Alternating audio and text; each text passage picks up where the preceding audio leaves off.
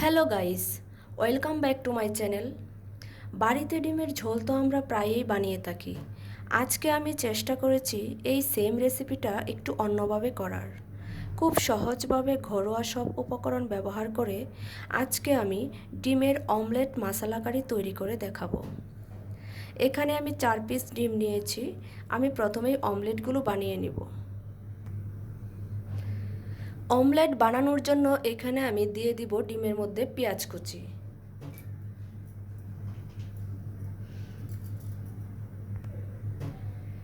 দিয়ে দিব কাঁচামরিচ কুচি, ধনে পাতা,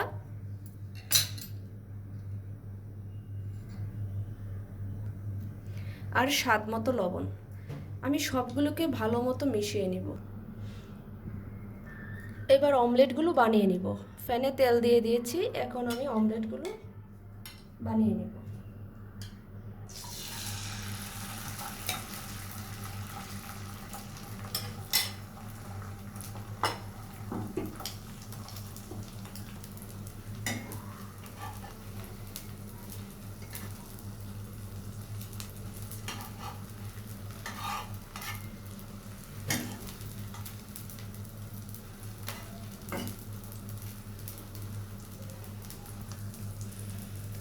আমার একটি অমলেট হয়ে গেছে, আমি এইভাবে বাকি অমলেটগুলো বানিয়ে নেব। আমার সবগুলো অমলেট ভাজা হয়ে গেছে, এখন আমি অমলেটগুলোকে ছোট ছোট পিস পিস করে কেটে নেব।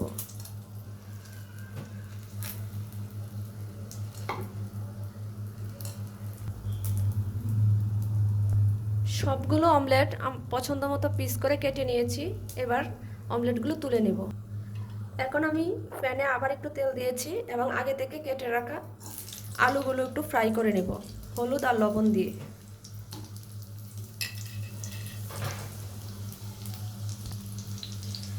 দিয়ে দিব লবণ, হলুদ। আলুগুলোকে একটু ভালো মতো ফ্রাই করে নেব। আলুগুলো একদম ফ্রাই হয়ে গেছে, এখন আলুগুলো তুলে নেব। এখন আমি আর একটু তেল দিয়ে দিয়েছি আগের তেলের মধ্যে। দিয়ে দিব শুকনো লঙ্কা, দিয়ে দিব গোটা জিরা,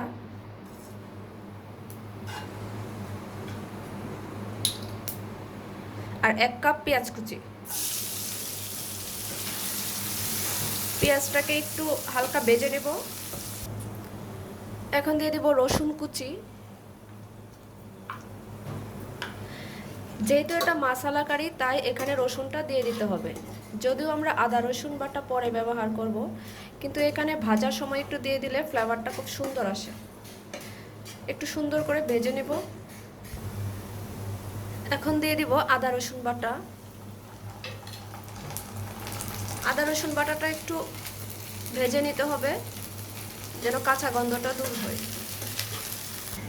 এখন আমি অল্প পানি অ্যাড করে মশলাগুলো অ্যাড করে দিব।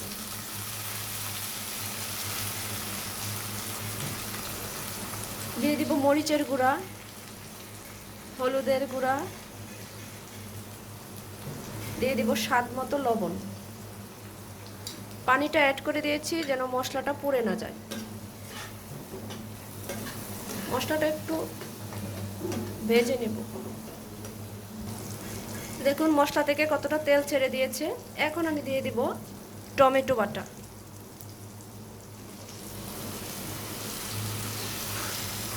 এখানে আমি একটি টমেটো ব্লেন্ড করে নিয়েছিলাম। আর দিয়ে দিব ধনিয়ার গুঁড়া।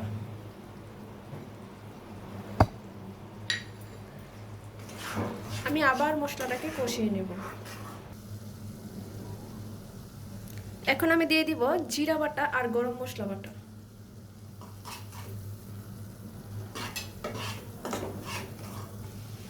একটা ব্যাপার খেয়াল করেছেন, আমরা রেগুলার যখন ডিম রান্না করি এই মশলাগুলোই কিন্তু ব্যবহার করি, কিন্তু আজকে আমি ধাপে ধাপে মশলাগুলো দিয়েছি, একটা কষানোর পর আরেকটা। ঠিক এইভাবে রান্নাটা আপনি বাসায় করে দেখেন, টেস্টই অন্যরকম হয়। এখন আমি দিয়ে দিব ভেজে রাখা আলুগুলো।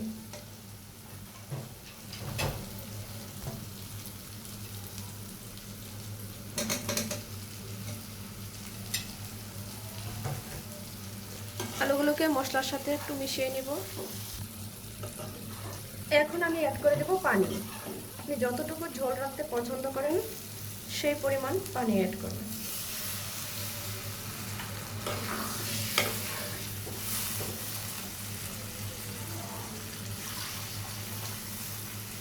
আমি কিন্তু এখনো অমলেটগুলো দেইনি। আমি এটাকে 10 মিনিট রান্না করে একদম জাল ওঠানোর পর আমি অমলেটগুলো দিব।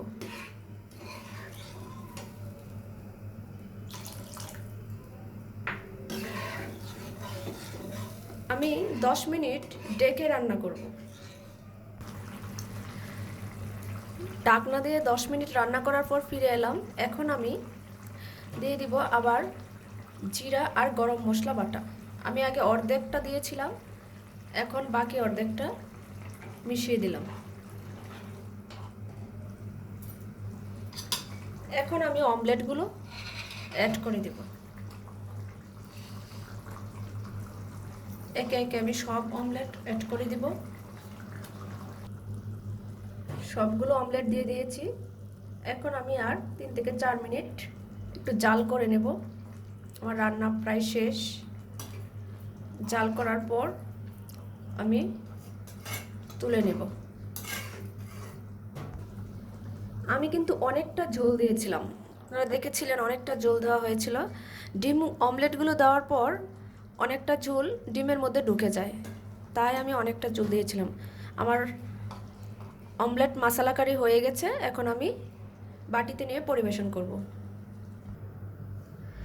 দেখুন, ডিমের অমলেট মশলা কারি দেখতেই কতটা চমকপ্রদ মনে হচ্ছে, অনেক লোভনীয় লাগছে।